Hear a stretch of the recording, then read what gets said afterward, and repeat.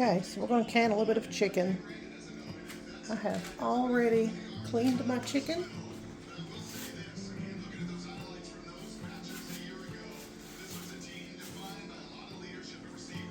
I bought it already skinned and deboned, and so I've just washed it off, gotten off any excess fat that I didn't want on it.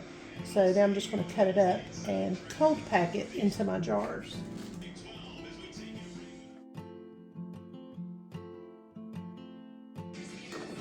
I like to use the wide mouth jars for meat. You don't have to have it, but if I have them, I use them. If I don't have them, I don't run out and get some. I'll just use whatever I have on hand.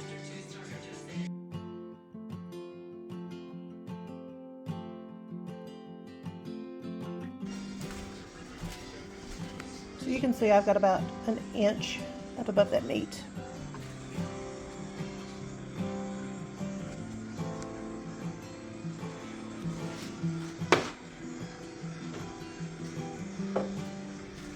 I'm going to move on to the next jar.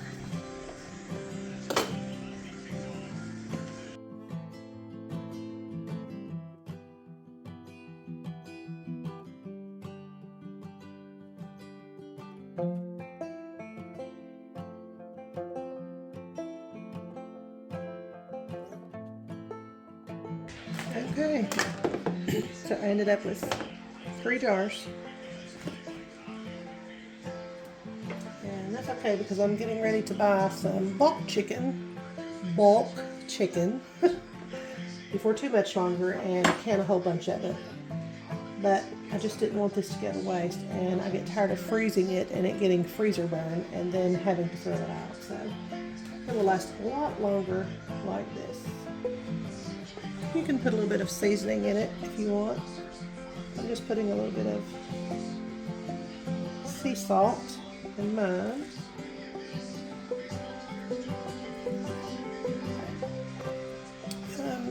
They tell you not to use iodine salt in it, salt that has iodine in it. Just use, you can use like the Morton sea salt, or you can also, you can see that is the little Himalayan pink salt that I've got, and I've just put it in a little pepper grinder to grind it. So either one of those will work. Just don't use iodinized salt. There we go.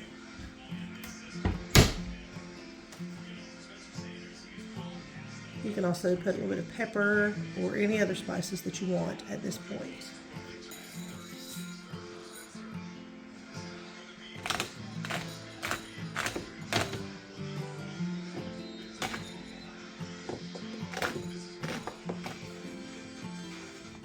Wipe off the rim of your jars.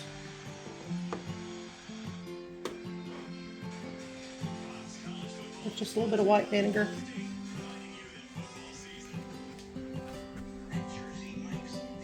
Now, just so you know, after I put some water in it, I went around it and done like this so that the air bubbles would move out and the water would move in. And so after I'd done that to all of them, then I had to add a little more water to it. So that's just getting all of the air out.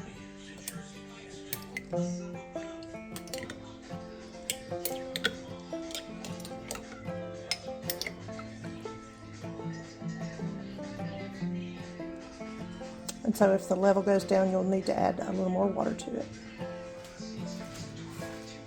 Make sure you use new lids.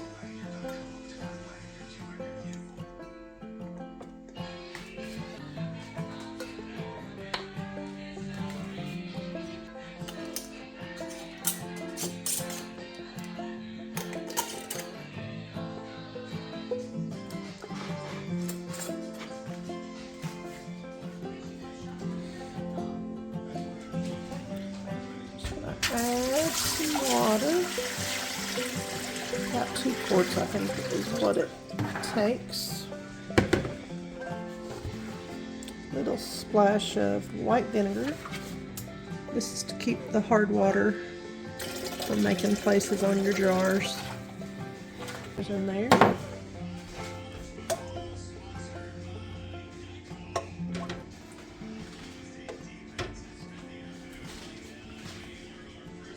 Now I'm only doing 3 jars. Typically I would not do just 3 jars, but for the sake of getting this video finished, I'm going to.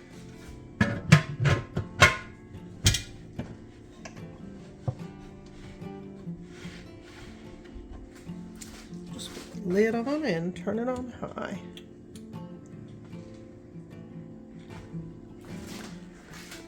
So this is a dial gauge. So after it starts venting steam out of the vent hole here, I'll let it vent for 10 minutes. Then I will put the weight on, and then I'll let it build pressure where it's supposed to be, which is 11. This little book right here is what I go by. This is the Complete Guide to Pressure Canning by Diane Devereaux. And it's a good book. I love this one. And this is the chicken breasts right here. The only difference in what she does and what I done was I added a little bit of water into my jar. But she says that is not necessary, as the chicken will make its own broth. So after I allowed the vent to steam for 10 minutes, then I went ahead and put my weighted gauge on. Now I'm allowing the pressure to build. And you can see that it's at 11 right now. So I'm going to go ahead and turn the burner down. I've had it on high, so I'm going to go ahead and knock it down quite a ways for just a minute or two, because the pressure was building pretty quickly. So they want you to keep it between 11 and 13. So that's what I'm going to try to do. And it's a little bit of a juggling act at first, but once you do it a couple times, you'll get to know where the sweet spot is at on your stove dial. You will really need to keep a close eye on your pressure gauge, because the temperature in your home can actually dictate how much you need to change your dial. So I did have to change mine a little bit from where my usual sweet spot is. So we're trying to keep it between 11 and 13, but if it drops below 11, then you are supposed to start your time again. So you don't want it to get below. If it gets above a little bit is the best way to go if you're going to go off course at all. So try to keep it above 11 for sure. Now start your timer for 1 hour and 15 minutes for pints, 1 hour and 30 minutes for quarts. After your time is up, make sure that your pressure gauge is completely on 0 before trying to open the lid. Okay, so after your pressure is down to 0, it's safe to remove this, and then it is safe to open.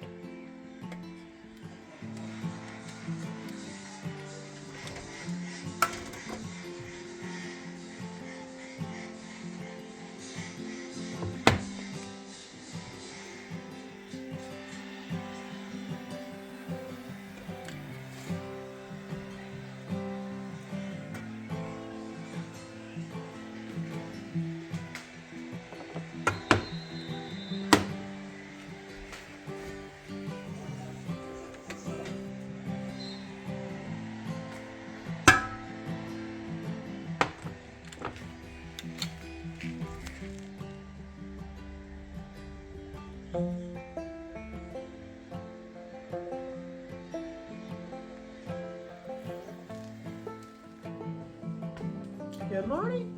So it's the next day. So all of these are finished. I didn't have the wide mouth for all of them, so I done 2 of the regular mouth and 2 of the wide mouth. So now really the only thing that's left to do is to unscrew the ring, and then you'll need to test the integrity of the seal. And to do that, you can push on it. If it does not push in because it's already sucked in from the processing, then take it and hold it just by the edges of the lid. And if it stays, then it is sealed very well.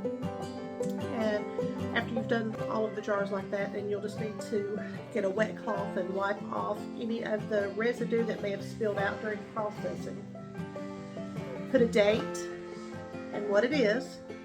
Because it doesn't really look like chicken, you might question it later on if you forget. And every time I think I will remember what is in the jars, I forget. So make sure you put the name of what is on your product and then put the date on it. And they say about a year is when these are best. So a year for best taste, best freshness and all of that. But they do last longer, and I've heard some people say that they can last up to 15 years. I would never find that out because mine don't last that long. But just in case, if you ever needed to keep them that long, you could probably keep them for several years at best. So you do want to check your seals intermittently. So I check all of mine about once a year. So whenever it's starting to get canning season again, if I have stuff still on the shelf from the year before, I will go through and I will just try to pick all of them up by the little edge of the lid is how I do it. So one more thing I wanted to mention about canning these. Remember earlier I told you the only thing that I done differently than the book was I added a little bit of water in the top.